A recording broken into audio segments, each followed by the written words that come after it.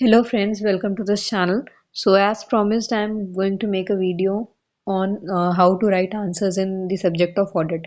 So I got 82 marks. मैंने certified copies भी डाल दी हैं आंसर राइटिंग के लिए।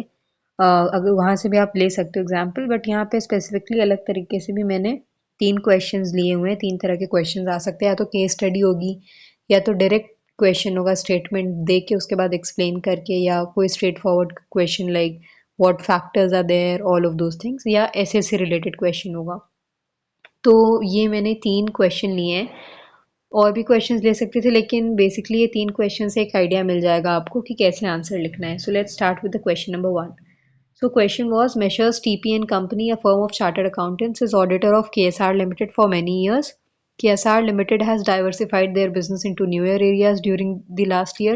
The senior member of the audit team handed over the standard audit program of earlier years to the audit assistants and instructed them to follow the same. The assistants are conducting the audit accordingly.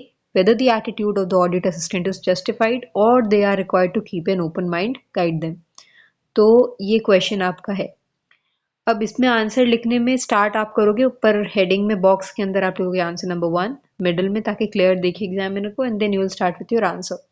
सो यहाँ पे आप जो, अगर question ऐसे से होता है तो ऐसे जो भी रेलेवेंट आपको याद है, अगर ऐसे का नाम, मतलब अगर क्वेश्चन इसके अलावा भी इस टाइप का क्वेश्चन आता है, तो अगर आपको ऐसे का नाम याद है तो वो कोट करके एज पर ऐसे दिस आप स्टार्ट कर सकते हो। या अगर आपको ऐसे का नंबर याद नहीं है तो आप as per the relevant standards on auditing, या ऐसे जो भी आप ऐसे करके स्टार्ट कर सकते हो।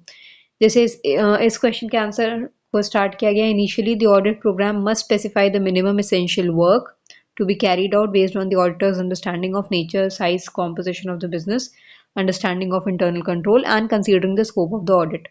तो यहाँ पे कौन कौन सी कीवर्ड्स थी? एक तो मिनिमम एसेंशियल वर्क, मतलब स्टैंडर्ड प्रोग्राम आपका, फिर नेचर, साइज और कॉम्पोजिशन, इंटरनल कंट्रोल और स्कोप। तो उसको अंडरलाइन आपको एग्जाम में करना है, ताकि एग्जामिनर को पूरा आंसर पढ़ने में टाइम ना लग जाए। वो पढ़ेंगे, ऑफ कोर्स वो पढ़ने भी वाले हैं, इन मोस्ट केसेस वो पढ़ते ही हैं, लेकिन आपको एफर्ट्स थोड़े रिड्यूस कर देने हैं जो एक एग्जामिनर को लगता है आपके आंसर को चेक करने में। उससे क्या होगा, एग्जामिनर को लगेगा कि हाँ the student knows the answer, उसको ज़्यादा ढूंढना नहीं पड़ेगा हाँ कि सारे कीवर्ड्स हैं कि नहीं, कि मुझे पूरे नंबर देने हैं कि नहीं, वो चीज़ ईजी हो जाती है। तो ऐसे करके आपको अंडरलाइन कर लेना है। देन next para में, with the progress of the audit, alteration should be made in the program as and when the situation requires. There may be circumstances which were left out originally but are found relevant for the particular concern.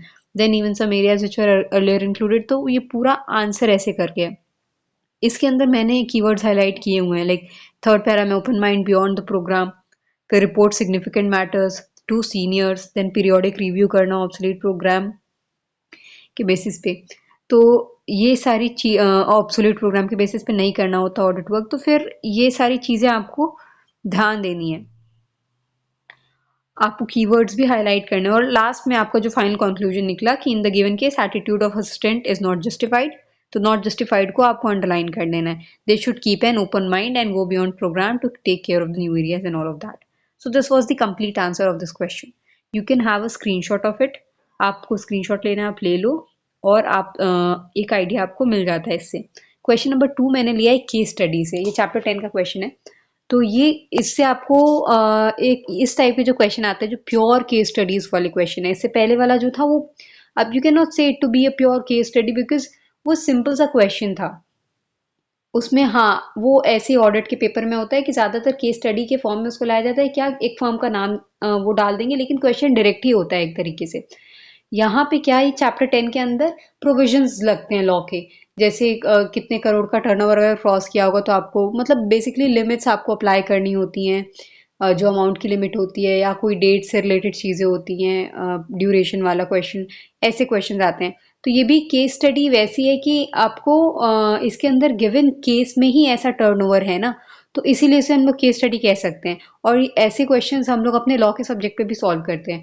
सो ये audit में भी आता है, ये question इस type के आते हैं। चैप्टर 10 इज वेरी इंपॉर्टेंट, इसीलिए ये क्वेश्चन आप देख सकते हो। Shine industries in an electricity generating company engaged in generation of electricity for captive consumption. Its gross turnover is 68 crores. Immediately preceding financial year, management of Shine has not maintained any cost record as they felt there is no requirement for them to maintain any cost records or conduct any cost audit. Comment. So इस type के question आएंगे तो again answer to आपको middle में लिखना है and then you have to start with the heading applicable provisions. Applicable provisions के नीचे आप एक लाइन छोड़ दो। See gives proper spaces in your answers. मतलब ऐसा नहीं है कि आप बहुत पेज बचा बचा के आंसर लिख रहे हो। आपने प्रॉपर फीस पे की हुई है ना, एग्जामिनेशन फीस, तो उसका फायदा उठाओ। एप्लीकेबल प्रोविजन आपने लिखा, rule 3 of the companies act, अगर आप रूल कोट कर पा रहे हो तो करो, otherwise if you do not remember it properly then you need not quote it. तो rule 3 of the companies act, जो भी रूल का नाम था वो provides the classes of companies engaged in the production of goods and services with an overall turnover of 35 crore or more during the immediately preceding financial year। ये alignment थोड़ी गड़बड़ हो गई है, you need not worry on that. आप अपना ध्यान देना कि पैरा जहाँ पे चेंज करना है वही चेंज करना है, ये पैरास चेंज नहीं है, ये बस थोड़ी अलाइनमेंट में दिक्कत हो गई है उसको हॉरिजॉन्टल में कन्वर्ट करने में। तो इसके अंदर आपने हाईलाइट कर दिया कि ओवरऑल टर्नओवर 35 करोड़, उस चीज को आपने अंडरलाइन कर दिया। Include foreign company, exclude small micro company as पर एमएसएमई एक्ट, वो आपने अंडरलाइन कर दिया। फिर रेगुलेटेड नॉन रेगुलेटेड सेक्टर्स होते हैं वो आपने मेंशन किया। फिर कॉस्ट रूल्स जो हैं, कॉस्ट ऑडिट रूल्स जो अप्लाई नहीं होने वाले, जिन केसेस में नहीं अप्लाई होंगे वो चीज उसके अंदर किस में अप्लाई नहीं होंगे वो आपने उसमें भी अंडरलाइन कर दिया। यानी आपने 3 पॉइंट्स जो मेंशन किए उसमें उसमें भी कौन से पॉइंट्स की revenue from export exceed 75%, then special economic zone, then generation of electricity for captive consumption. So ये सारी चीजें आपने अंडरलाइन करके रख दी। फिर फैक्ट्स ऑफ द केस आपका लिखना है आपको कि एकदम शॉर्ट में आपको लिखना है, shine Industries is a company engaged in generation of electricity for captive consumption with gross turnover 68 crore during immediately preceding financial year। ये आपने फैक्ट्स लिखे, फैक्ट्स ऑफ द केस में अंडरलाइन करने की जरूरत नहीं होती है। देन कंक्लूजन आपका आता है, जो आप कंक्लूजन लिखोगे, since Shine Industries is having an overall turnover of 68 crore during the immediate present financial year, therefore it is required to include cost records but not required to get its account audited. मतलब इसको audited, ये not required को भी आप underline करोगे क्योंकि ये important word है आपका, कि आपको रिक्वायर्ड नहीं है कि आप अपने ऑडिट करवाओ अपने अकाउंट्स को, that is not required here. तो ऐसे आपका ये वाला आंसर जो है कंप्लीट होता है। और एक बार आप इसका भी स्क्रीनशॉट ले सकते हो if you want. This is your question and this is your answer. Now let's move on to the question number 3। ये direct question again statement wise, इसीलिए मैंने ऑडिट वाली वीडियो में कहा भी था कि आप जब आईसीआई की स्टडी मटेरियल पढ़ते हो तो आप अंडरलाइन कर दिया करो जहाँ पे आपको फील होता है कि नहीं स्टेटमेंट से क्वेश्चन बन सकता है। जैसे यहाँ पे आपके आईसीआई एसएम से एक लाइन ले ली गई, अ satisfactory control environment is not an absolute deterrent to fraud although it may help to reduce risk of fraud।